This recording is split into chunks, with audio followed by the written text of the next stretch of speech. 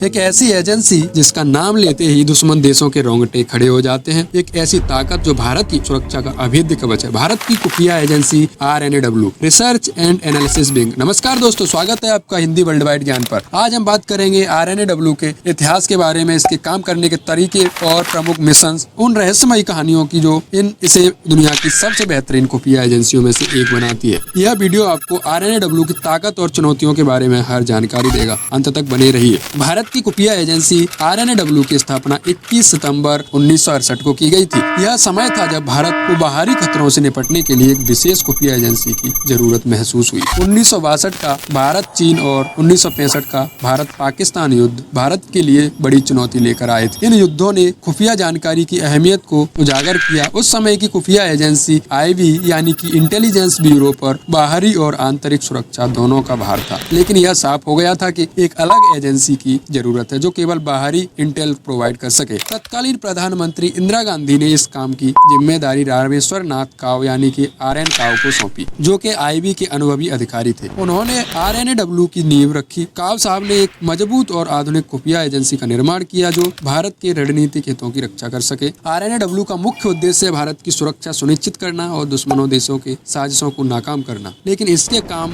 इतने व्यापक हैं कि इन्हें एक लाइन में बताना मुश्किल है। RNAW दुश्मनों की सैन्य और रणनीतिक गतिविधियों पर नजर रखती है। भारत के खिलाफ साजिश रचने वाले आतंकवादी संगठनों को विफल करना RNAW का एक बड़ा उद्देश्य है। भारत की विदेश नीति और रक्षा रणनीति को मजबूत करने में RNAW का अहम योगदान है। RNAW गुप्त ऑपरेशंस के लिए जाने जाती है, जिनमें दुश्मन देशों के अंदरूनी मामलों में हस्तक्षेप करना शामिल है। आधुनिक युग में साइबर खतरों का मुकाबला करने के लिए RNAW नई तकनीकों का इस्तेमाल करती है। RNAW की संरचना बेहद गोपनीय है। यह एजेंसी सीधे प्रधानमंत्री कार्यालय को रिपोर्ट करती है। इसके ऑपरेशंस का खुलासा कभी नहीं किया जाता। दोस्तों, इसके हेडक्वार्टर्स दिल्ली में स्थित हैं। RNAW का नेतृत्व एक चीफ करता है जिसे सेक्रेटरी कहा जाता है। यह व्यक्ति सीधे प्रधानमंत्री जी को रिपोर्ट करता है। RNAW गुप्त रूप से काम करती है। इसके एजेंट हर प्रकार की तकनीक का उपयोग करते हैं, जैसे ह्यूमिट, सिग्नेट, टेक्निट, यानी कि ह्यूमिट का मतलब होता है ह्यूमन इंटेलिजेंस, सिग्नेट का मतलब होता है सिग्नल इंटेलिजेंस और टेक्निट का मतलब होता है टेक्निकल इंटेलिजेंस। RNAW के एजेंट्स दुनिया के हर कोने में फैले हुए हैं। ये आम नागरिकों की तरह रहते हैं, लेकिन इनका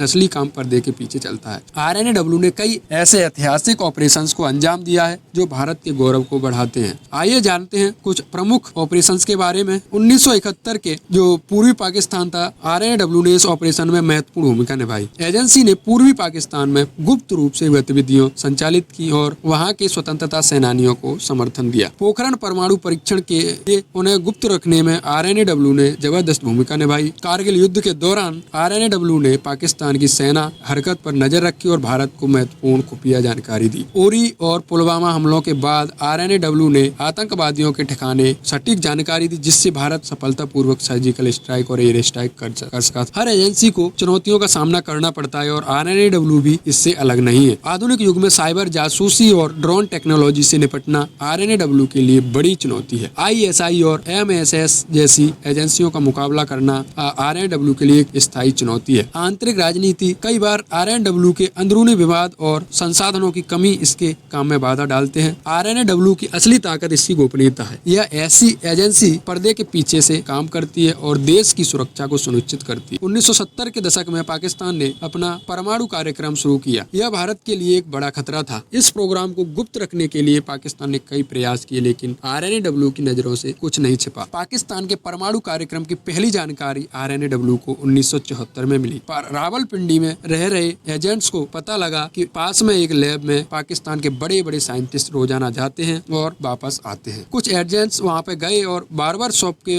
पास जाते हैं, नाई की दुकान पर। वहाँ पे वो डॉक्टर्स और वहाँ के ऑफिसर्स बाल कटवाते थे उस लैब के। उस शॉप में जाने के बाद कुछ एजेंट्स ने वहाँ शॉप में रिलेशंस बनाए और वहाँ के उन डॉक्टर्स के और उन साइंटिस्ट के बाल इकट्ठे किए, क्योंकि बालों में न्यूक्लियर का पता चल जाता है, बालों में रेडिएशन सबसे ज्यादा होता है, तो पता चल जाता है न्यूक्लियर का। Doctor AQ Khan network RNAW ने इस बात का खुलासा किया कि पाकिस्तान के वैज्ञानिक डॉक्टर अब्दुल कदीर खान यूरोप से कुछ गुप्त रूप से न्यूक्लियर तकनीक और उपकरण इकट्ठा कर रहे थे। AQ खान ने यूरोपीय कंपनियों से सेंट्रीफ्यूज और यूरेनियम संवर्धन की तकनीक जुटाई। RNAW ने इन गतिविधियों पर गहराई से नजर रखी और भारत सरकार को अलर्ट किया।